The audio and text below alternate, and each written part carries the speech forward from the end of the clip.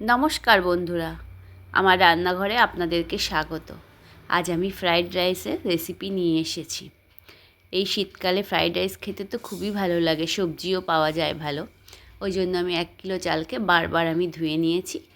বারবার ধুয়ে 45 মিনিট এটাকে আমি জলে ভিজতে দেবো, ওই জন্য চাপা দিয়ে রাখবো। এবার ভাতের জন্য জল বসিয়েছি, তাতে লবণ আর গরম মশলা দিয়ে ফোটান্ত জলের মধ্যে চালগুলোকে দিয়ে দেবো।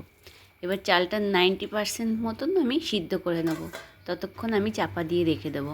এবার কড়াইতে ঘি দিয়ে প্রথমে কাজু কিশমিশগুলো ভেজে তুলে নেব। এবার তারপর ওর মধ্যে একটু আমি এবার সাদা তেল দিয়ে দেবো, দিয়ে আমি যে সবজিগুলো কেটে রেখেছিলাম সেটা দেবো। তার আগে একটু গোটা গরম মশলা ফোড়ন দিয়ে দেবো। এবার ক্যাপসিকাম, বিনস, গাজর দিয়ে অল্প লবণ দিয়ে খানিকক্ষণ আমি এটা ভাজা ভাজা করব। তারপর দেখে নেব সবজিগুলো সব সিদ্ধ হয়েছে কিনা। যখনই সিদ্ধ হয়ে যাবে তখন এর মধ্যে পরিমাণ মতন চিনি দেবো। চিনি দিয়ে এটা গ্যাসের ফ্লেমটা বন্ধ করে আমি সাইডে এটা রেখে দেবো। এবার দেখে নেব ভাতটা আমার হয়ে গেছে কিনা। যখনই দেখে নেব যে ভাতটা মোটামুটি 90% হয়ে গেছে, এবার ভাতটা আমি উবুর দিয়ে নেব।